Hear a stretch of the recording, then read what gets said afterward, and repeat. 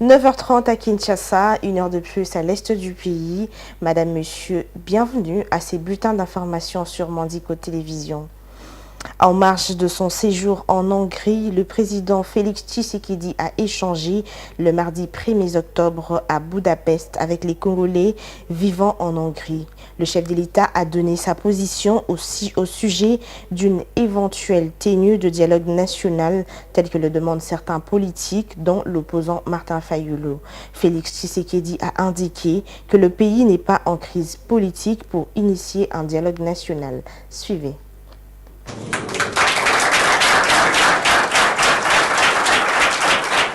La communauté congolaise vivant à Budapest, une grande famille réunissant les compatriotes de divers horizons qui sont venus témoigner leur attachement à leur patrie, profitant de la présence du président de la République en visite d'État à Budapest. D'entrée de jeu, actualité oblige, le président de la République Félix-Antoine Tshisekedi Tshilombo a fait observer une minute de silence en mémoire de Dikembe Mutombo, ancien basketteur de la NBA et philanthrope d'origine congolaise décédé lundi. Restez encore debout pour quelques secondes pour nous recueillir en mémoire d'un de nos compatriotes, un illustre compatriote qui a fait la fierté de notre pays et même de notre continent. J'ai cité Mutombo Dikembe qui nous a quittés hier. Donc veuillons observer un petit moment de recueillement, une pensée pieuse pour lui, pour sa mémoire.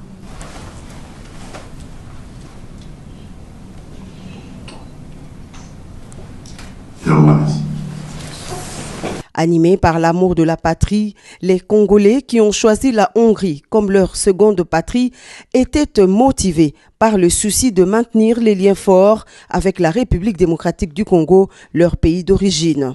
Dans son discours devant ses compatriotes, le président de la République a abordé plusieurs sujets d'actualité liés à la marche du pays, notamment les défis sécuritaires et l'épineuse question du dialogue politique qui alimente l'actualité au pays. Ici, je voudrais être clair avec vous, je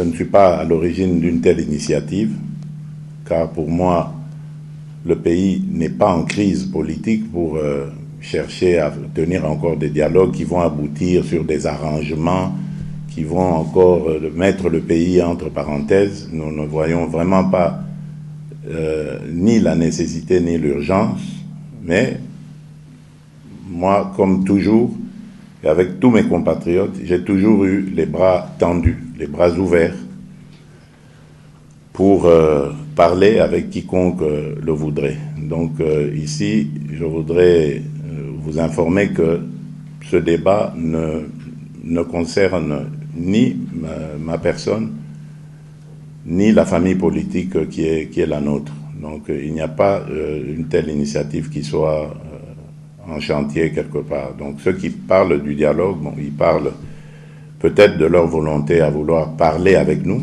Et là, je le dis, la disponibilité est là. Tout compatriote congolais a droit au débat, a droit au chapitre, a droit au dialogue avec même le chef de l'État s'il le désire, mais évidemment en tenant compte du respect de nos lois, du respect de la bienséance et ne pas venir avec des menaces ou des vociférations pensant pouvoir intimider qui que ce soit. Une séance de questions-réponses a permis aux membres de la communauté congolaise de Hongrie d'exprimer leurs préoccupations et leurs espoirs. Des sujets variés ont été abordés, notamment l'éducation et les opportunités d'investissement en RDC. L'occasion pour le président de la République d'encourager ses compatriotes à maintenir les liens forts avec la terre de leurs ancêtres, le Congo.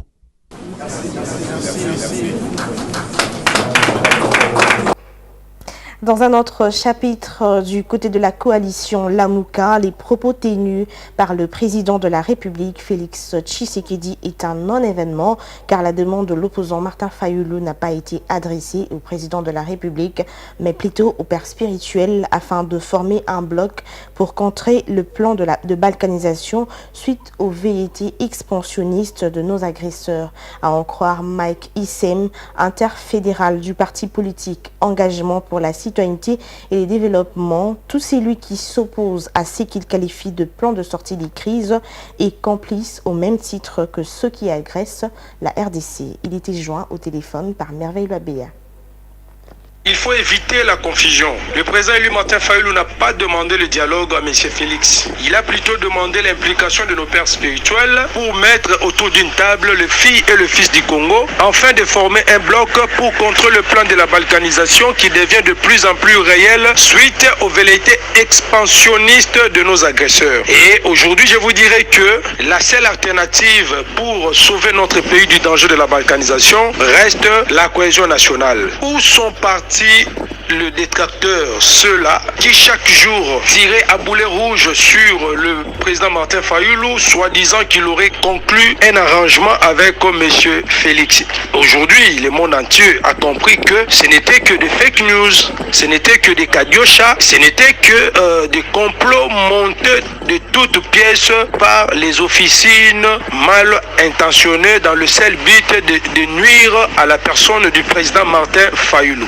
Tout celui qui s'oppose à la cohésion ou qui refuse la cohésion nationale est complice de ceux-là qui agressent notre pays et qui cherchent à tout prix de le balkaniser. Nous n'allons pas se voiler la face et nous demandons à la population congolaise en général et celle de Kinshasa en particulier d'être vigilants et de se préparer pour barrer la route contre les trios Kabila, Kagame, Tshisekedi conformément à l'article 64.